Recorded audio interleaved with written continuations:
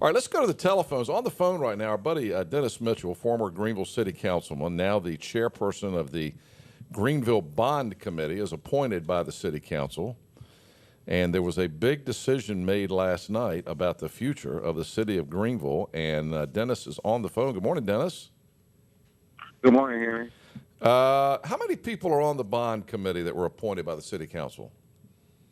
Each city council person was able to appoint 2, so there's a total of 14 of them. 14 people. And you've been meeting, we've been following your progress and talking about this. You guys have been meeting a lot. But last night you finally took a vote to recommend that Greenville have a bond referendum. And as I'm reading it in the Daily Reflector this morning, it's going to be about,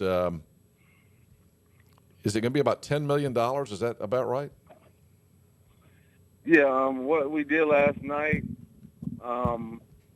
we came to a realistic decision on how much we thought that the citizens would be able to take as far as a tax increase, and the city staff went through their logic, how they originally came up with the 4% tax increase, and that was before the city council raised taxes 2 cents. So we looked at that with probably only about 2 cents more wiggle room, which gave us up to $14 million. So what was voted on last night to move forward with the $14 million package, and if the city council rescinds or reappropriates one of those cents that they raised taxes to the bond, then it can be up to $21 million. But going with the $14 million last night, we pretty much were able to approve just a streets package.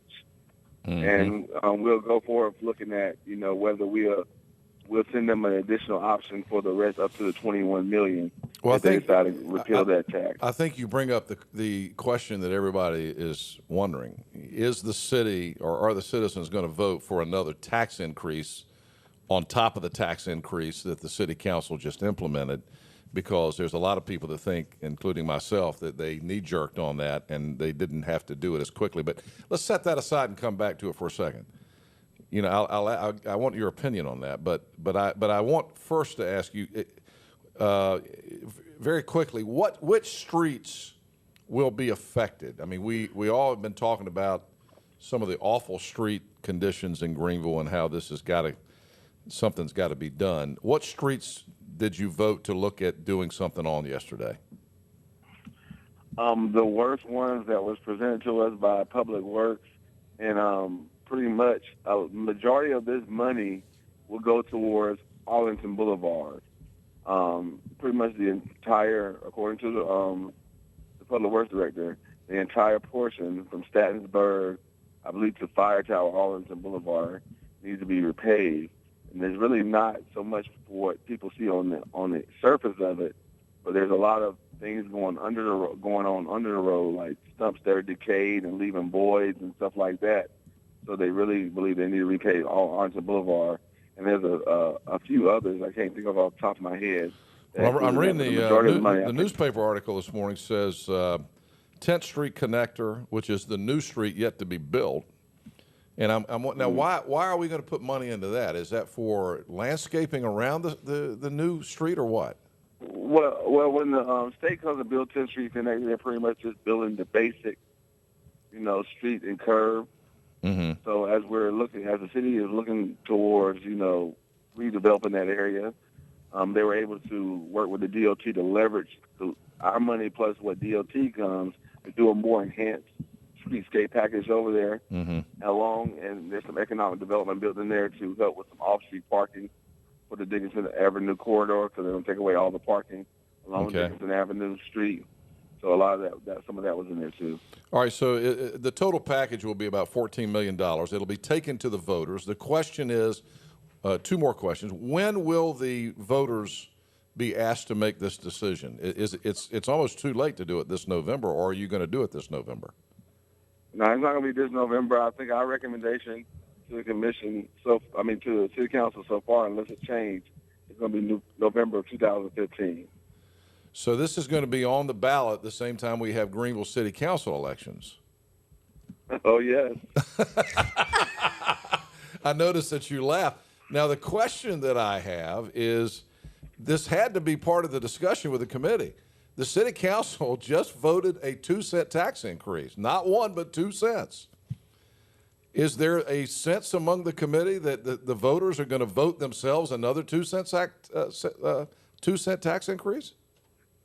I think nobody wants it, but I think there's a sense that the roads, I mean, we really have a situation with these roads, and something really needs to be done for them. So, I mean, it's something that I think people on the commission believe once it explains to the voters. Maybe people will reluctantly vote for it. That's why you don't see a lot of the pretty things that are in this, that were presented to us in this bond committee, because a lot of people don't believe that people will go for parks right now to raise tax and stuff like that. But you might see some of that in the additional $21 million. But I think it's perfectly evident, Henry, is what we've been hearing, that, I mean, everyone pretty much believes now that the city didn't have to raise taxes with the amount of money that we have floating around the city council.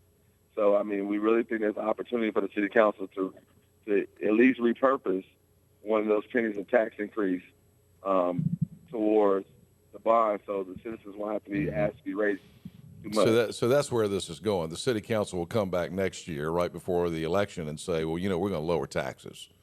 And then they'll all campaign on the fact we lowered your taxes, and then people are going to be asked to vote for another 2-cent tax increase for the bond. Yeah, and that's really what we're trying to avoid. We're like, yeah, there's no reason to go ask the voters to raise taxes if you're just going to do a political theater and lower taxes. If it's already there, leave it there, and we don't have to go ask the voters for as much. Well, the only thing I can say is, I've said this before, I'll say it again. The only way to fight back against some of this stupidity that we're seeing is at the polls. And so we're going to be in a situation next year where we're looking at being asked to vote in another 2-cent tax increase and then elect a new council. And I can tell you that, I don't think I will support a bond referendum in Greenville unless they lower the taxes. But, this thing needs to be examined very deeply by everybody in the city. Again, we talked about this earlier this morning. People don't do people look at what's happening. They just increased your taxes. Now we found out that there's, and we've been saying from the beginning, we've got street repair problems in Greenville. We haven't spent any money repairing our streets for years and years and years. And thank God that your committee is stepping up to do that, Dennis. But then they go ahead and raise taxes because they hear that the legislature's cutting the business tax. And how in the world are we going to plug that hole? And then we find out there's $7 million sitting in an account that's not being used. So I don't know. Did I oversimplify it, or did I state it accurately? I think you hit the nail on the head as far as I'm concerned. Yeah. All right, my man. Well, thank you for your efforts on this. We appreciate it. No problem. Thank you. All right, Dennis Mitchell, the chairman of the bond committee. I don't think we have time to do Genius Quiz, do you? Probably not.